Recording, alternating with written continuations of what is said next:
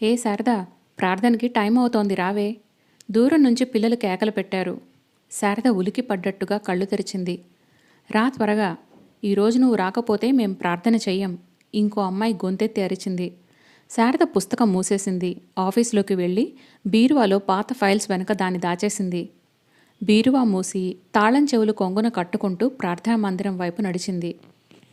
అందరూ వరుసగా కూర్చొని ఉన్నారు. శారద వచ్చి తంబురా తీసుకుంది. రోజూ పాడే ప్రార్థనా గీతమే అది. శారద శ్రావ్యంగా పాడుతుంది. శారద వచ్చిన కొత్తలో కనకమణి తానే నేర్పింది. అప్పటి నుండి ప్రార్థనా గీతం పాడటం శారదవంతే. ఆ పాట ఎవరు రాశారో శారదకి తెలీదు. సర్వమానవ సమానత్వం గురించి ఎలుగెత్తి చెప్పే భాష అది. మతాలన్నీ ఒకటే, మనుషులందరూ ఒకటే, దేవుడూ ఒక్కడే. ఈరోజు పాట పాడుతుంటే శారదకి ఎంతో హాయిగా ఉంది. జీవితాలు అందరివీ ఒకటే, జననం మరణం అందరికీ మామూలే. ప్రార్థన ముగిసింది. అందరూ బిలబిలలాడుతూ వెళ్ళిపోయారు. శారద తంబురా తీసి మూలగానున్న పెట్టెలో భద్రపరిచింది.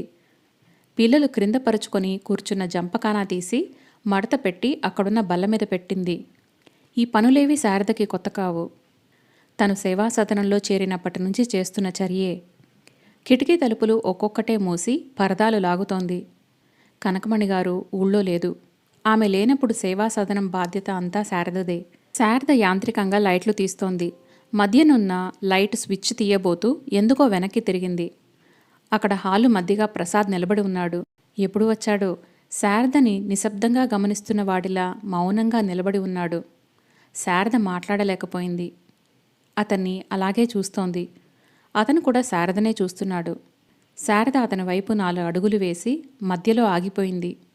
అతను 2 అడుగులు నడిచి ముందుకు వచ్చాడు. అంతలోనే సందేహంగా ఆగిపోయాడు. శారద బొమ్మలా నిలబడి ఉంది. 2 నిమిషాలు గడిచాయి. నిశ్శబ్దం అందంగా, గంభీరంగా భరించలేనట్టుగా ఉంది. అతనే ఆ నిశ్శబ్దాన్ని భంగపరుస్తూ పిలిచాడు. శారద. శారద తలెత్తి చూసింది. నేను పంపిన పుస్తకం చదివావా? చదివానన్నట్టు తల ఊపింది. అతను మళ్ళీ మౌనంగా అయిపోయాడు. శారద అతను చెప్పబోయే మాటల కోసం వేచి చూస్తున్న దానిలా నిలబడింది. శారద, అతను పిలిచాడు. ఈసారి అతని కంఠం మృదువుగా ఉంది. శారద తలెత్తి చూసింది. అతను చెయ్యి చాచాడు.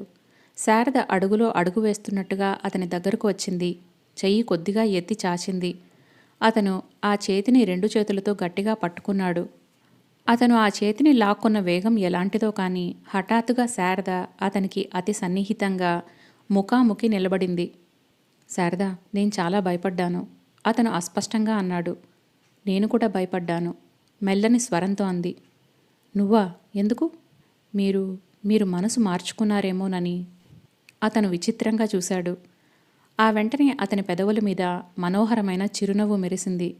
శారద చేతిని అలా పట్టుకొనే తన కుడి చేతికి ఉన్న ఉంగరం తీశాడు.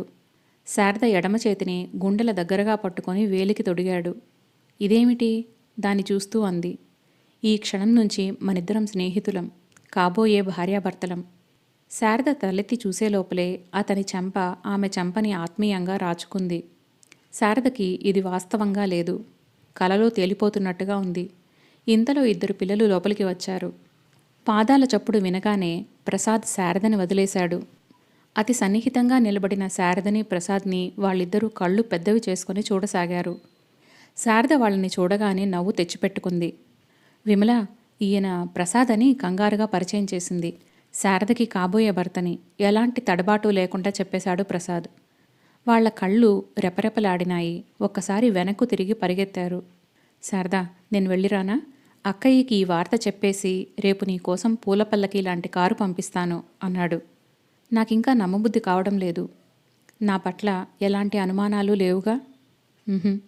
ఈ వార్త వింటే పిల్లలు ఎంత సంతోషపడతారో తెలుసా అన్నాడు. దగ్గరుండి వాళ్ల సంతోషం పంచుకోవాలని అనిపిస్తోంది. నన్ను మీ దగ్గరికి చేర్చింది వాళ్లేగా అంది. ప్రసాద్ అవునన్నట్టు తల ఊపాడు. ఇక నేను వెళ్తాను. వీలైనంత తొందరగా నిన్ను తీసుకెళ్లడానికి వస్తాను. 2 బయటికి వచ్చారు. బయటకు రాగానే 2 చెకుతులైనట్టు నిలబడ్డారు. ఎదురుగా ప్రార్థనా మందిరం గుమ్మం బయట అమ్మాయిలందరూ దడికట్టినట్టుగా నిలబడి ఉన్నారు. వాళ్ళు ప్రసాద్నే చూస్తున్నారు. శారద భర్త, శారదని పెళ్లి చేసుకుంటున్నారు. గుసగుసలుగా వినిపిస్తున్నాయి. ఒక అమ్మాయి జంటగా కలిసి పట్టుకున్న బంతిపూలు 2 తెచ్చి అతి వినయంగా అందించింది. ప్రసాద్ దాన్ని అందుకుంటూ థ్యాంక్ యూ అన్నాడు. అతను మెట్లు దిగి వస్తుంటే అందరూ పాయగా చీలి తొలగి నిలబడి దారి ఇచ్చారు. ప్రసాద్ కారు దగ్గరికి వెళ్ళాడు. ఇంతమంది అమ్మాయిల ఎదుట అతనికి శారదని చూడాలన్నా భయం వేసింది. మొహమాటంగా అనిపించింది. ప్రసాద్ ఎక్కిన కారు వెళ్ళిపోయింది. అందరూ శారద వైపు తిరిగారు. 4 అమ్మాయిలు శారదని పైకి ఎత్తారు. కొత్త పెళ్లి కూతుర్ని చూడండా హో అంటూ అరిచింది ఒక అమ్మాయి. ఒక అమ్మాయి బాజాలు వాయిస్తున్నట్టు డ్యాన్స్ చేసింది. ఇంకో అమ్మాయి మంత్రాలు చదివినట్లు మాట్లాడింది. ఏమిటి పిచ్చి, వదలండి బాబూ. శారద బలవంతంగా వాళ్ల చేతుల్లో నుంచి దిగింది. అందరూ శారద చుట్టూ మూగారు. శారదా, పెళ్ళెప్పుడే? ఒక అమ్మాయి ఆదుర్దాగా అడిగింది. దేవుడు లగ్నం పెట్టినప్పుడు. సరేనా, నువ్వు మాట్లాడకు. శారదా, మాకు మాట మాత్రం కూడా చెప్పలేదే? ఇంకో అమ్మాయి నిష్ఠూరంగా అంది. బాగా డబ్బున్నవాడిలా ఉన్నాడు. బాగున్నాడు కూడా. శారద ఎంత అదృష్టవంతురాలో అంది ఒక అమ్మాయి. నిజంగా చాలా అదృష్టవంతురాలు. లేకపోతే మనం మాత్రం ఎంతమందికి వెళ్ళి సాయం చేయటం లేదు. ఒక్కసారైనా అలాంటి వాళ్ళు దొరికారా? మొన్న నేను పని చేయటానికి వెళ్ళానే, ఆ సేట్ ఒట్టి పీనాసి నన్ను అహర్నిశలు దొంగలా చూసేవాడు. ఆయన భార్యకు సుస్థి అనే దిగులు కంటే నేనేం పట్టుకుపోతానో అనే భయంతోనే కూర్చునేవాడు అంది ఒక అమ్మాయి. శారదా, పెళ్ళైతే మమ్మల్ని మర్చిపోతావా? ఒక అమ్మాయి దీనంగా అంది. ఛీ, ఎందుకు మర్చిపోతాను అంది శారద. నీ పెళ్ళి ఎక్కడ జరుగుతుంది? ఒక అమ్మాయి ఆరా తీసింది. ఎక్కడో ఏమిటి, ఇక్కడే. కనకమణి గారు చెప్పలేదు? ఈ సేవా సదనంలో ఏ ఆడపిల్లకి పెళ్ళి అయినా ఇక్కడ జరగాల్సిందే అంది. అవునవును అంది ఇంకో అమ్మాయి. శారదా, నీ పెళ్ళికి నేనే కొబ్బరాకుల పందిరి అల్లుతాను. ఊరిలో కలవారి ఇళ్లల్లో పెళ్ళిళ్ళైతే కనకమణి సేవా సదనం నుండే కొబ్బరి ఆకుల పందిరికి ఆర్డర్ వస్తుంది. ఆడపిల్లలు ఎంతో ఆనందంగా అల్లుతారు. అది ఈ రూపంగా సేవా సదనానికి కొంత ఆదాయం కూడా. శారదకి పెళ్లి పందిరి అల్లడం అనేసరికి అందరికీ ఉత్సాహం వచ్చింది. నీకు వాళ్ళు చీరలు నగలు పెడతారా? ఆశగా అడిగింది ఒక అమ్మాయి. ఎందుకు పెట్టరు? వాళ్ళు బాగా డబ్బున్న వాళ్ళు, ఇంకో అమ్మాయి సమాధానం చెప్పింది. ఆ రాత్రి పిల్లలందరి మనసుల్లో శారద పెళ్ళే మెదులుతోంది. వాళ్ళందరికీ ఈ పెళ్ళి అనేది ఒక మహా అదృష్టం. ఆడపిల్లకి సహజంగానే జరిగే ఈ సంఘటనకి దూరమైన అభాగ్యులు వాళ్ళు. వాళ్ళ జీవితాలకి సరిహద్దులు, అనుభవాలు వేరు. అందరి ఆడపిల్లల్లాంటి వారు కాదు. ఈ సంగతి వాళ్లకి తెలుసు. తమలో ఒక అనాథగా పెరిగిన శారదకి ఈ అదృష్టం కలుగుతున్నందుకు అందరికీ ఆనందంగానే ఉంది. కానీ తమ తమ దురదృష్టం గుర్తుకు వస్తే బాధగానూ ఉంది. శారదకి నిద్ర రావటం లేదు. నిద్రపోతే తీయని స్వప్నం చెదిరిపోతుందేమోనని భయం. మాటిమాటికి చేతి వేలిన ఉన్న ఉంగరాన్నే చూసుకుంటోంది. ప్రసాద్ చెంప తాకి తాకనట్టున్న ఆ స్పర్శ ఎంత వద్దనుకున్నా పోవటం లేదు. శారద అసలు ఎప్పుడు సంతోషంగానే ఉంటుంది. ఈ రోజున ఈ సంతోషం పట్టరానట్టుగా, భరించలేనట్లుగా ఉక్కిరిబిక్కిరి అవుతున్నట్టుగా ఉంది. ప్రసాద్ని చూస్తే ఎంతో మామూలుగా ఉంటాడు. కానీ తన అభిప్రాయం ఎంత నిర్మోహమాటంగా చెప్పగలడు తాను? ఆ ఇంట్లో తను అన్ని రోజులుంది. అతను ఏ ఒక్కనాడు కూడా హద్దుమీరి ప్రవర్తించలేదు. అతను చూపిన నిగ్రహం, ఆ గౌరవం శారదకి ఎంతో అభిమానంగా అనిపిస్తోంది. ప్రసాద్ ఏం చేశాడు? ఆ పిల్లలతో పాటు వాళ్ళని అభిమానించే వ్యక్తిగా తనని కూడా దగ్గరకు తీసుకుంటున్నాడు. శారదకి ఈ ఆలోచన ఎంతో హాయిగా అనిపించసాగింది. కనకమణి అంటోంది, మామూలు అమ్మాయిలకు ఉండే గుర్తింపు, గౌరవం మీకు ఉండవు. నేను వద్దంటే వినకుండా పెళ్లి చేసుకున్న పద్మగతి ఏమైంది? ఈ సేవా సదనంలోనే కాదు, అనాథగా పెరిగిన ప్రతి ఆడపిల్లకి పద్మ జీవితం ఒక గుణపాఠం కావాలి.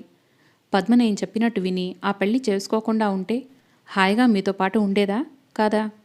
25 నిండకుండానే బ్రతుకు ముగించేసుకున్న నిర్భాగ్యురాలయ్యింది. శారదా, నువ్వు పెళ్లి చేసుకోవటం నాకు ఇష్టం లేదని కలలో కూడా అనుకోకు.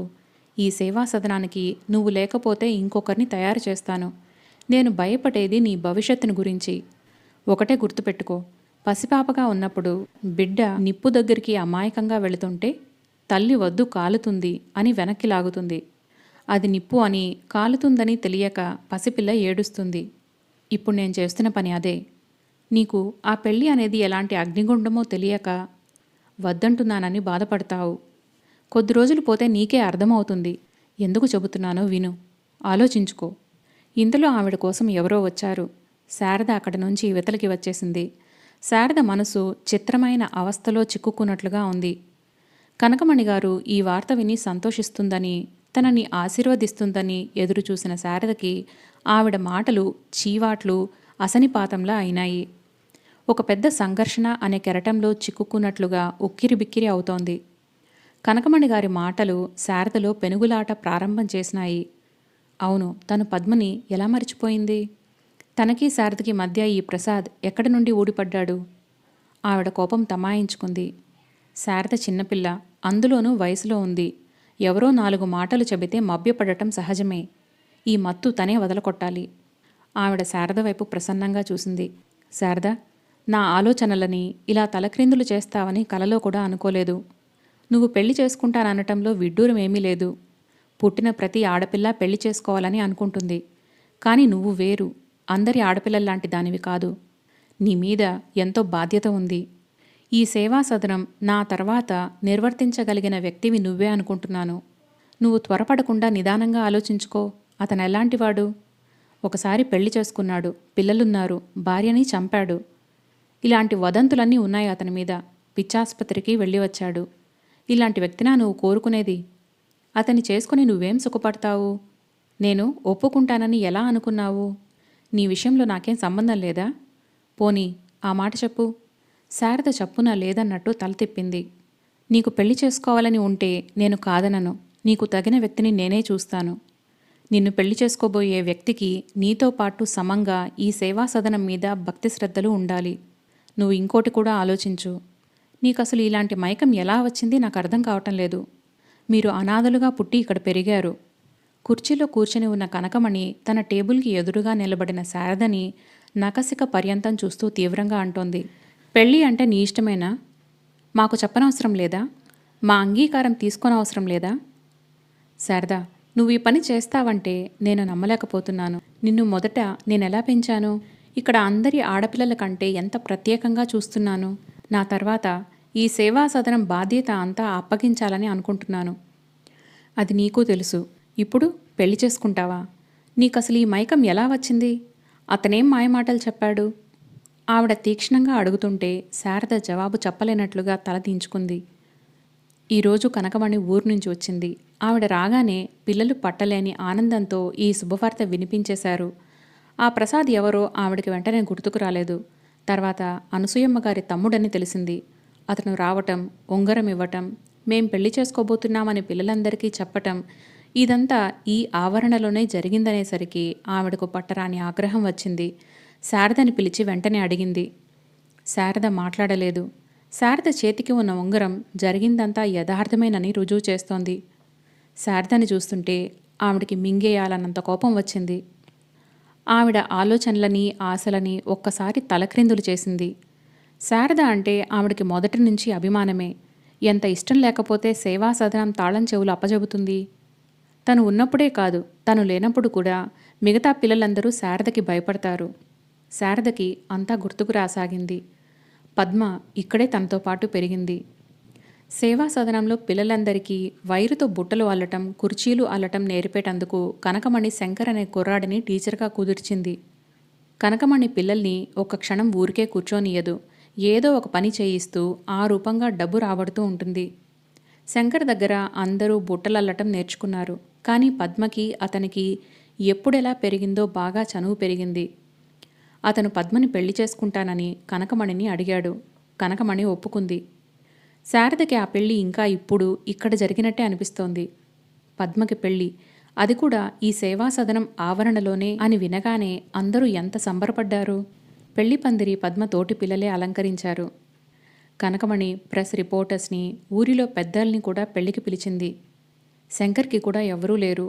అందువల్ల ఇరుప్రక్కల పెళ్లివారు సేవా సదనం ఆడపిల్లలే అయ్యారు.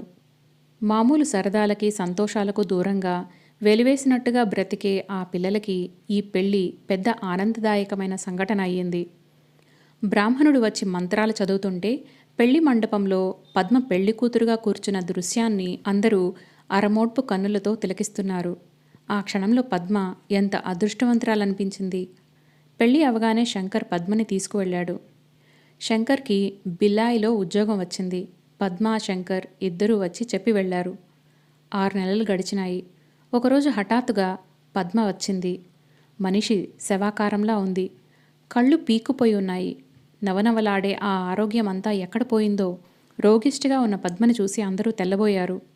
పద్మ కనకమణిని చూడగానే అమ్మా అంటూ కౌగిలించుకొని బావురుమని ఏడ్చేసింది. ఆ తర్వాత పద్మ చెప్పిన విషయాలు వింటే అందరి శరీరాలు జలధరించాయి. జన్మలో పెళ్ళి అనేది వద్దు బాబు అని అనిపించింది. పద్మని శంకర్ బిలాయి తీసుకువెళ్ళాడు. అక్కడ అతనికి ఉద్యోగం అన్నమాట ఒట్టి అబద్ధం. పద్మతో 2 నెలలు బాగానే ఉన్నాడు. ఆ తర్వాత ఇంటికి అతని స్నేహితుల్ని తీసుకురాసాగాడు. వాళ్ళు ఒట్టి తాగుబోతులు. పద్మని వాళ్ళకు అప్పచెప్పేవాడు. పద్మ ఎదురు తిరిగితే కొట్టేవాడు. ఒకసారి పద్మ పారిపోవటానికి ప్రయత్నిస్తే పట్టుకున్నాడు. నానా చిత్రహింసలు పెట్టాడట. పద్మ ఆరోగ్యం దెబ్బతింది. శంకర్ ఇంకో అమ్మాయిని దగ్గరికి తీశాడు. పద్మని వెళ్ళిపోమని తన్ని తగలేశాడు. ఛార్జీలకి డబ్బులు కూడా ఇవ్వలేదు. పద్మ వారిని వీరిని అడుక్కొని రైలు టికెట్కి డబ్బులు సంపాదించి ఎలాగో ఇక్కడికి చేరుకుంది. ఇదంతా వినగానే కనకమణి కోపంతో దొంగ వెధవ, ఎంత పని చేశాడు, వాడి అంతు తేలుస్తాను ఉండు అని ఆవిడ శంకర్ అడ్రస్కి ఉత్తరం రాసింది. కానీ ఆ ఉత్తరం అతనక్కడ లేనట్టుగా తిరిగి వచ్చింది. పద్మ దీనగాథ విన్న శారద, అమ్మగారు ఎలాగైనా సరే, ఎంత కష్టమైనా సరే ఆ శంకర్ని పట్టుకొని తన్ని జైల్లో పెట్టించాలండి అంది. మిగతా పిల్లలు కూడా శారదని సమర్థించారు. కనకమణి సరే అంది, కానీ ఆ మాట పట్టించుకోలేదు. కారణం, ఆవిడ పద్మకి శంకర్కి పెళ్లి చేసినప్పుడు తన సేవా సదనం ఒక గొప్ప ఘనకార్యం చేసినట్టుగా పత్రికల చేత పొగిడించుకుంది. పెద్దల చేత శభాష్ అనిపించుకుంది. ఇప్పుడు ఆ పెళ్లి ఇలా తెల్లారింది అంటే సేవా సదనం పరువేం కాను అనుకుంది. పద్మ విషయంలో అక్కడున్న ఆడపిల్లలకి పెళ్లి మీద మోజుపోయింది. మనం పెళ్లికి అనర్హులం అనే భావన కలిగింది. పద్మ ఒంటి నిండా రోగాలు. కనకమణి మందు ఇప్పించినా అవి అంత సులభంగా తగ్గలేదు. పద్మ ఒంటరిగా కూర్చునేది, ఎప్పుడూ ఏడ్చేది. చివరికి ఒక రోజున శారద మామూలుగానే ఆ రోజు కూడా ఉదయమే లేచింది. ప్రార్థన మందిరం తెరవటానికి వెళ్ళబోతున్నదల్లా ఎదురుగా చెట్టుకి ఏదో వెళ్లాడుతుంటే ఏమిటా అని చూసింది. వెంటనే పెద్దగా కేక పెట్టింది. పద్మ కంఠానికి ఉరిపోసుకుంది. శారద అరుపులకి పిల్లలు పరిగెత్తుకు వచ్చారు. కనకమణి వచ్చింది. ఆ రోజు నుండి వారం 10 రోజుల పాటు పిల్లలందరూ పద్మ దయ్యమై ఆ ఆవరణలో తిరుగుతున్నట్లుగా భయపడిపోయారు. చీకటి పడితే ఎవరూ బయటికి వచ్చేవారు కాదు. ఇది జరిగి చాలా రోజులైంది. శారద కళ్ల ముందు పద్మ నిలబడి దీనంగా చెబుతున్నట్లుగా ఉంది. శారద, మనం అందరి ఆడపిల్లలంలాంటి వాళ్ళం కాదు. మనకి దిక్కులేదు. మనం దిక్కులేని వాళ్లమనే అలుసుతో అందరూ మన మీద దౌర్జన్యం చేయటానికి చూస్తారు. నీకు తెలీదా? మీరెవ్వరూ ఈ 4 గోడలు దాటి వెళ్ళలేదు. కాబట్టి మీకు ఆ బయట ప్రపంచం గురించి తెలీదు. అక్కడ మనలాంటి అండలేని వాళ్ళకి స్థానం లేదు. మనకి ఇక్కడే క్షేమం. కనకమణి గారు మనల్ని ఎంత తిట్టినా మన వల్ల ఆవిడకి ఒక ఉపయోగం ఉంది. ఈ గోడలు మన పాలిటి జైలు గోడలు అనుకుంటాం కానీ ఇవే మనకు రక్షణ గోడలు. కానీ ప్రసాద్ అందరిలాంటి వాడు కాడు. అతను జీవితంలో చాలా ఎగుడు దిగుళ్ళు చూసినవాడు. నా పరిస్థితి అంతా అతనికి తెలుసు. శారద మనసు ఎదురు తిరిగింది. నీకు తెలీదు, ఊరుకో. పెళ్ళి అనే వ్యామోహంలో పడిన నీకు ప్రస్తుతం ఏమీ తెలియటం లేదు. ఏదో తెలియని గొంతు మనసుని కసిరింది. శారద మనసు బేలగా అయిపోయింది. ప్రసాద్ని స్వీకరించాలో తిరస్కరించాలో అర్థం కాకుండా పోయింది. అతన్ని స్వీకరించడానికి మనసు గుడ్డిగా ముందు అడుగు వేస్తోంది. కానీ పద్మ జ్ఞాపకం, కనకమణి హెచ్చరికలు, అతని గత జీవితం అన్నీ కలిపి శారదని వెనక్కు లాగుతున్నాయి. మనం ఏదైనా పని చేస్తే అందులో సుఖం, నిశ్చింత ఉండాలి. అవమానం, హేళన ఎదురవ్వకూడదు. అసలే ఆధారం లేని జీవితం తనది. అందరాని పండు కోసం ఆశించి బోర్లా పడిన వైనం కాకూడదు. పద్మ ఎందుకు చచ్చిపోయిందో ఇప్పుడు తనకి బాగా అర్థమవుతోంది. అపజయం ఎదుర్కోలేకపోయింది. ఒక విధంగా ఇక్కడ ఈ జీవితం మీద రోత కలిగి ఆ పెళ్లికి ఒప్పుకొని వెళ్ళింది. కానీ పెనం మీద నుంచి నిప్పుల్లో పడ్డ చందం అయింది. వెనక్కు తిరిగి వచ్చినా ఇక్కడ ఇమడలేకపోయింది. ఒకసారి ఈ సేవా సదనం వదిలి వెళ్ళిపోతే మళ్ళీ తిరిగి రాకూడదు. కనకమణి గారికి చిన్నప్పటి నుంచి ఎందుకో కానీ తన మీద ఎనలేని అభిమానం. ఆ అభిమానమే కోటగోడలా తనని రక్షిస్తూ వచ్చింది. ఆవిడ తర్వాత ఈ సేవా సదనం అధికార నిర్వహణ శారదదే అని అందరికీ తెలుసు. ఆడపిల్ల జీవితానికి ఎంతో ముఖ్యమైన ఈ పెళ్ళి ముఖ్యమా, లేక ఈ సేవా సదనమా? శారద ఎటు నిర్ణయించుకోలేకపోతోంది. శారదకి రెండూ కావాలని అనిపిస్తోంది. కానీ అది అసాధ్యమని కూడా వెంటనే అర్థమవుతోంది. ఆ రాత్రి కనకమణి శారదని పిలిచింది. ఏమని ఆలోచించుకున్నావు అంది. నాకు తెలియటం లేదమ్మా, మీరు చెప్పండి నిస్సహాయంగా అంది. శారద, నువ్వు నా మాట మీద గురి ఉంచి నేను చెప్పినట్లు విను. పెళ్ళి అనేది ప్రతి ఆడపిల్ల చేసుకుంటుంది. కానీ ఇలా 10 మందికి సేవ చేసే అదృష్టం అందరికీ రాదు. నీకు పెళ్లి చేసుకోవాలని ఉంటే నేనే తగిన వరుణ్ణి చూస్తాను. ఆ ప్రసాద్ మాత్రం వద్దు. అతనికి తన కూతుర్నిచ్చి చేయాలని ఆ అనసూయమ్మగారు అనుకుంటోంది. ఆ కంతల్లో నువ్వెందుకు తలదూర్చాలి? శారద మౌనంగా నిలబడిపోయింది. ఆ ఉంగరం ఇలా ఇవ్వు. నువ్వు ఇష్టపడటం లేదని అనసూయమ్మగారికి కబురు చేస్తాను అంది. శారద వేలికి ఉంగరం తీసింది. టేబుల్ మీద ఆవిడికి ఎదురుగా పెట్టింది. గిరుక్కున వెనక్కి తిరిగి ఎవరో తరుముకొస్తున్నంత వేగంగా అక్కడి నుండి పారిపోయింది. ఇదిగో నువ్వు చేసిన ప్రధానపు కానుక కాబోలు తిప్పి పంపింది. శారద ఈ పెళ్లికి ఇష్టంగా లేదట. అనసూయమ్మగారు ఆ ఉంగరం తెచ్చి ప్రసాద్ మంచం మీద పడేస్తూ అంది. అతను బయట పని మీద వెళ్ళటానికి సిద్ధపడుతూ షర్టు గుండీలు పెట్టుకుంటున్నాడు. అయినా పెళ్లి చేసుకోవాలంటే నీ పెత్తనమేనా? మాకెవరికీ చెప్పనవసరం లేదా? అసలు ఆ శారద ఈ ఇంటికి ఎలా వచ్చింది? నేను తీసుకువస్తేనేగా అంది అక్క. ప్రసాద్ అక్క మాటల మీద ధ్యాస లేనివాడిలా ఆ ఉంగరం వైపే చూస్తున్నాడు. 4 ఏళ్లు గడిచినాయి కదా అని నీ గతం నువ్వు మర్చిపోయినంత మాత్రాన లోకం మర్చిపోతుందని అనుకోకు. నువ్వు జైలుకు వెళ్ళావని, పిచ్చాసుపత్రిలో ఉన్నావని తెలిసిన ఏ ఆడపిల్ల నిన్ను పెళ్లి చేసుకుంటుంది? కవితని చేసుకోమంటే అది కేవలం నా స్వార్థం అనుకుంటున్నావే గాని నీ మంచి ఆలోచిస్తున్నానని నువ్వు బొత్తిగా అనుకోవటం లేదు. ప్రసాద్ కోపాన్ని నిగ్రహించుకుంటూ అడిగాడు. అక్కయ్య, ఈ ఉంగరం ఎవరు తెచ్చారు? నిదానంగా అడిగాడు. ఇంకెవరు తెస్తారు? కనకమణి గారు. శారదని 4 రోజులు సాయం కోసం పంపిస్తే మీ తమ్ముడిలా చేయటం ఏమన్నా బాగుందా అంటూ నన్ను నిలదీసింది. నాకు నువ్వు అసలు ఆ సేవాసదనం వెళ్ళినట్టే తెలీదు. నేను ఆవిడ ముందు తలెత్తుకోలేకపోయాను. నువ్వు ఆవిడకి గాని నాకు గాని కనీసం చెప్పనైనా చెప్పకుండా శారదతో ఈ పెళ్లి ప్రస్తావన తీసుకురావటం చాలా తప్పు. అతను ఆవేశంగా ఆ ఉంగరం అందుకొని వేలికి పెట్టేసుకున్నాడు. అనసూయమ్మగారు హఠాత్తుగా కంఠం మార్చింది. నాకు తెలుసురా ప్రసాదు, నీ బాధ. నీకు చిన్నతనంలోనే పెద్ద బాధలు చుట్టుకున్నాయి. పెళ్లి పేరుకయిందన్న మాటే గాని ఆ సుఖం ఏమిటో నువ్వు బొత్తిగా అనుభవించలేదు. నీకింత అనుభవం అయిన తర్వాత మళ్ళీ చేసిన తప్పై చేస్తానంటే ఎలా? నా మాట విని నువ్వు కవితను చేసుకో. కానీ కవిత నన్ను చేసుకోనని అంత ఖచ్చితంగా చెబుతోందిగా అక్కయ్య. దాని ముఖం దానికేం తెలుసు? నేను ఒప్పిస్తానుగా. అక్కయ్య, ఎవరితోనూ బలవంత పెళ్ళి నాకు అవసరం లేదు. నేనే పొరపడ్డానేమో. నువ్వు అన్నమాటే నిజం. జైలుకు వెళ్ళి వచ్చిన వాడిని, మెంటల్ హాస్పిటల్లో ఉండి వచ్చిన వాడిని నన్ను ఏ ఆడపిల్ల చేసుకుంటుంది? ఇక ముందెప్పుడు ఈ పెళ్లి ప్రసక్తి నా దగ్గర తీసుకురాకు. నేను పొరపడ్డానక్కయ్య, చాలా పొరపడ్డాను. ఇది ఆ వ్యక్తితో నాకు పెళ్లి కాకముందే తెలిసింది. ఇంకా నయం. అతను నిస్సత్తువగా మంచం మీద కూలబడ్డాడు. శారద ఉంగరం వాపసు ఇవ్వటం అతను ఊహించలేని విషయమైంది. శారద ముందు తనేదీ దాచలేదు. సిగ్గు విడిచి అభిమానపడకుండా అన్నీ చెప్పేశాడు. ఆలోచించుకోవటానికి టైం కూడా ఇచ్చాడే. ఇప్పుడు అంగీకరించిన శారద ఇంతలో ఏమైంది? ఆడవాళ్ళు ఇంత చపలచిత్తులా? ఈ ఉంగరం శారదే స్వయంగా ఇచ్చినట్టయితే ఎంతో బావుండేది. తను ఏమీ అనుకునేవాడు కాదు. ఈ 4 రోజుల నుంచి తను ఎంత హాయిగా ఉన్నాడు, ఎంత ఆనందంగా గడిపాడు. తనకి రెండో పెళ్లి చేసుకునే యోగ్యత లేదా? ఏం తప్పు చేశాడని తనకి ఈ శిక్ష? శారద సమక్షంలో తన జీవితం నిశ్చింతగా వెళుతుందని ఆశపడ్డాడు. శారీరకంగా కంటే శారదని మానసికంగా తనకి ఒక తోడుగా కోరుకున్నాడు. శారదకిది అర్థం కాలేదా? ఇలా ఎందుకు చేసింది? తన జీవిత నౌక ఒక తీరం చేరబోతుందని, ఇక నిశ్చింతగా ఉండవచ్చునని భావించాడు. దూరం నుంచి ఎంతో అందంగా కనిపించిన ఆ తీరం తను దగ్గరయ్యేసరికి మాయమై ఎండమావిలా వెక్కిరించింది. తన జీవితం అడుగడుక్కి ఎందుకిలా శాపగ్రస్తంగా అవుతోంది? అతను లేచి చెప్పులు వేసుకున్నాడు. అతనికి శారదని చూడాలనిపించింది. కసితీరా 4 అడగాలని ఆవేశంగా అనిపించింది. శారద ఎక్కడా? టేబుల్ దగ్గర కూర్చొని ఆ నెల జమా ఖర్చులు చూసుకుంటున్న కనకమణి ఈ ప్రశ్న వినగానే తలెత్తి చూసింది. ఆవిడకెదురుగా ప్రసాద్ నిలబడి ఉన్నాడు. క్షణంసేపు ఆవిడ చకితురాలైనట్లుగా అతని వైపే చూస్తుండిపోయింది. కొద్ది నెలల క్రితం అనసూయమ్మ గారింట్లో చూసిన ప్రసాద్కి ఈ ప్రసాద్కి ఎంతో వ్యత్యాసం కనిపిస్తోంది.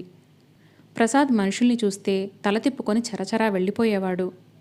మనిషి బట్టలు ధరించడంలో, జుట్టు దువ్వుకోవడంలో అశ్రద్ధ, నిర్లక్ష్యం స్పష్టంగా కనిపించేది. ఆ ప్రసాద్ ఇతనేనా అని ఆశ్చర్యపరిచేటంతగా మార్పు కనిపిస్తోంది. ఇతని ముఖం తేటగా ఉంది. ముఖం ప్రశాంతంగా గంభీరంగా ఉంది. చూపుల్లో అనిశ్చిత కానీ, మాటల్లో తొట్రుపాటు కానీ లేనేలేదు. నేను శారదతో మాట్లాడాలి. 1 నిమిషం పిలుస్తారా? అతను ఎలాంటి ఉపోద్ఘాతం లేకుండా నిస్సంకోచంగా నిర్మొహమాటంగా తను వచ్చిన పని చెప్పేశాడు. కనకమణి లోలోపల నిటారుగా అయింది. శారద గురించి అతన్ని ఎలా సమాధానపరచి గొడవ లేకుండా ఇక్కడి నుంచి పంపటమా అని ఆలోచిస్తూ పైకి మాత్రం ఎంతో మర్యాదను ప్రదర్శిస్తూ కూర్చో అంటూ కూర్చి చూపించింది. అతను కూర్చోలేదు. శారదని పిలవండి అన్నాడు. పిలుస్తాను, కూర్చో. అతను ఆమె మర్యాదని మన్నిస్తున్నట్లుగా కూర్చున్నాడు.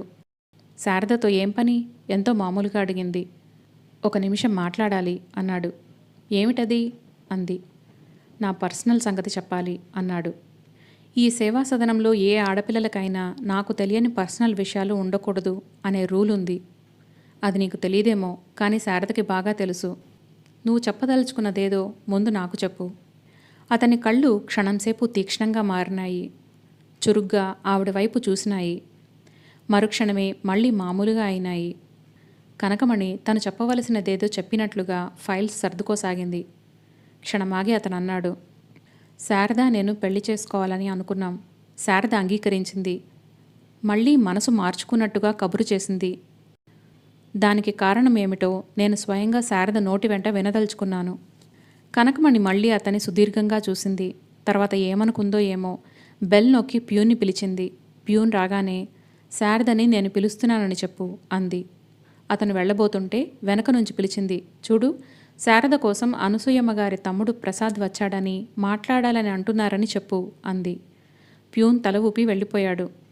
కనకమణి మళ్ళీ జమా ఖర్చుల పుస్తకం చూస్తూ అంకెలు కూడుకోసాగింది.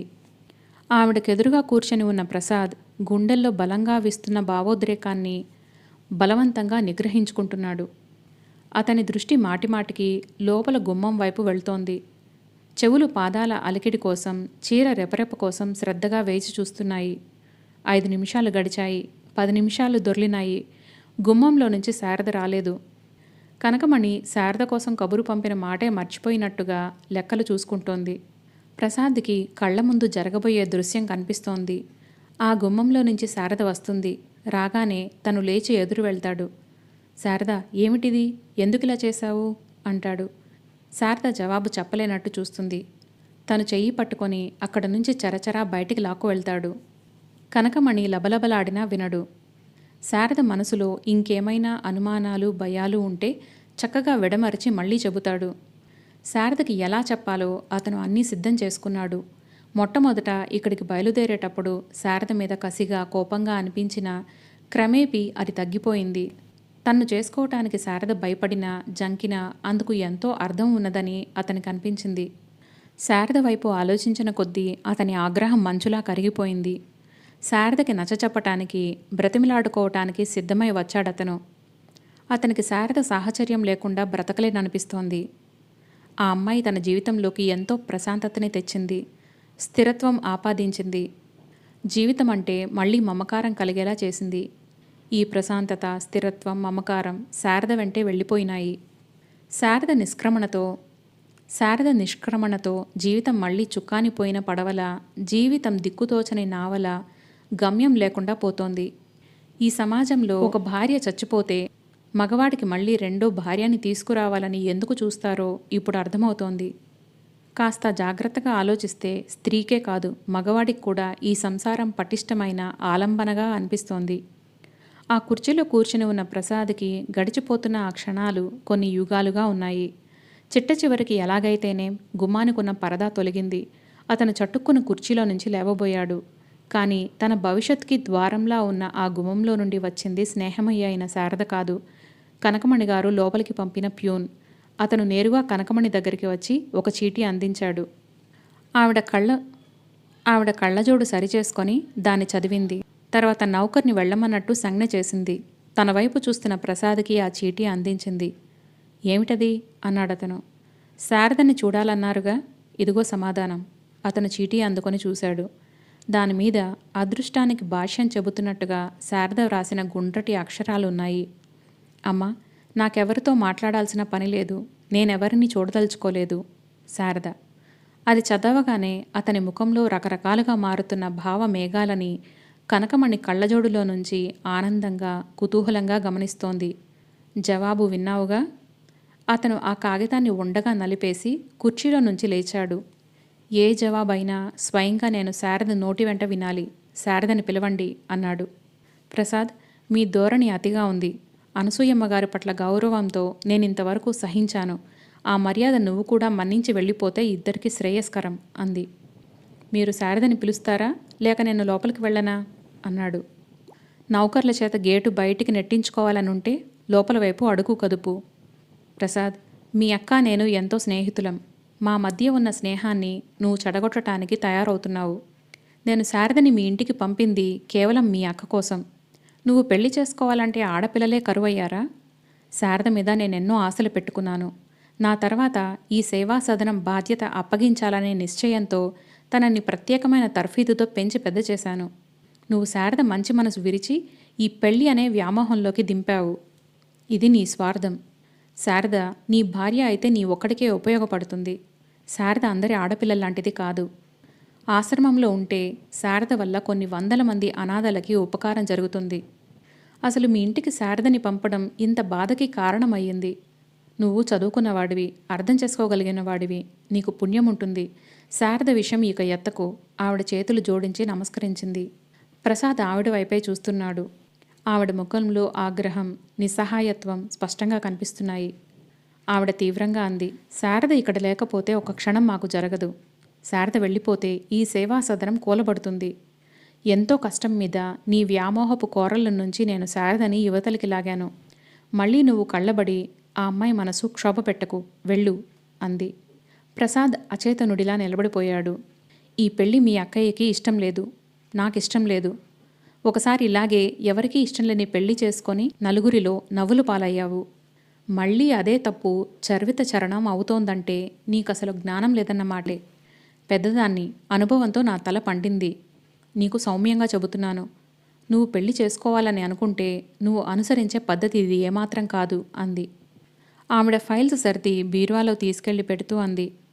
ప్రసాద్ చకితుడైనట్లు చాలాసేపు అలాగే నిలబడిపోయాడు. ఆ తర్వాత మెల్లగా అక్కడి నుండి కదిలి వెళ్ళిపోయాడు. అతను సేవా సదనం నుంచి సరాసరి ఇంటికి రాలేదు. అతని మనసు నిశ్శబ్దంగా, మౌనంగా ఉంది. అందులో ఘర్షణ లేదు. ట్యాంక్ బండ్ దగ్గర బెంచి మీద కూర్చున్నాడు.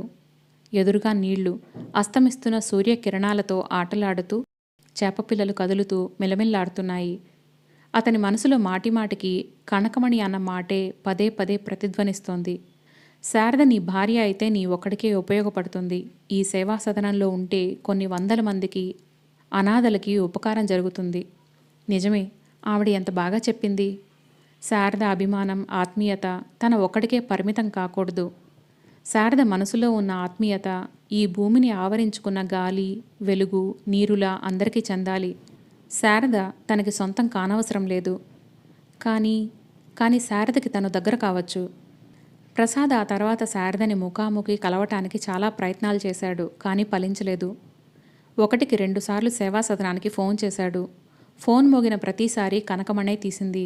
హలో అన్న అతని స్వరం వినగానే ఫోన్ టక్కున మూతపడేది. ఉత్తరం రాద్దామా అని ఆలోచించాడు. కానీ అది శారదకి సరాసరి చేరుతుందనే నమ్మకం లేకపోయింది. రోజులు గడిచిన కొద్దీ శారదని కలవడం అసంభవం అనే విషయం అతనికి స్పష్టంగా అర్థం కాసాగింది. రాను రాను శారద వైపు నుంచి తనని గుర్తు చేసుకుంటున్నట్లుగా ఏ చిన్న సంఘటన జరగకపోవటంతో శారద తనని మర్చిపోయిందా అనే అనుమానం రాసాగింది. పిల్లల్ని సేవా సదనం పంపించాడు. వాళ్ళు తిరిగి వచ్చారు. శారద సేవా సదనంలో లేదట. ఎక్కడికి వెళ్ళిందో తెలియదట. ప్రసాద్కి ఇది ఎదురు చూడని దెబ్బ అయ్యింది. పిల్లలకి అతనికి మధ్య ఉన్న దూరం తరిగి మరింత చనువు పెరిగింది. వాళ్ళిప్పుడు నాన్న నాన్న అని పిలుస్తూ అతని చుట్టూనే తిరుగుతున్నారు. వాళ్ళ అవసరాలు తీర్చటంలో, వాళ్ళ భవిష్యత్తుకి రూపకల్పన చేయటంలో అతనికి ఎంతో మనశ్శాంతి కలుగుతోంది. శారద జ్ఞాపకాలు ఎంత వదిలించుకుందామన్నా వదలటం లేదు. పెరటిలో కూరల పాదుకి మందులు వేస్తుంటే వాటికి పిల్లలతో కలిసి నీళ్లు పోస్తున్న శారదే గుర్తుకు వస్తుంది. శారద పెట్టిన సన్నజాజి చెట్టుకి అతను పందిరి వేశాడు. ఆ తీగ దాని దట్టంగా అల్లుకుపోయింది.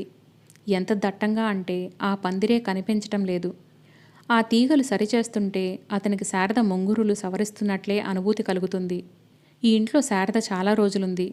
ప్రతి చోట ఎక్కడో ఒక చోట ఆమె చెయ్యిపడి అందాలు దిద్దుకున్న ఛాయలు కనిపిస్తూనే ఉంటాయి. ఇదివరకు డైనింగ్ టేబుల్ ఎప్పుడూ ఖాళీగా ఉండేది, భోజనం చేసినప్పుడు తప్ప. దాని సంగతి ఎవరూ పట్టించుకునేవారు కాదు. శారద వచ్చిన తర్వాత మూలగా బీరువాలో పడేసి ఖాళీగా ఉంచిన ఒక సీసా డైనింగ్ టేబుల్ మీదకి వచ్చింది.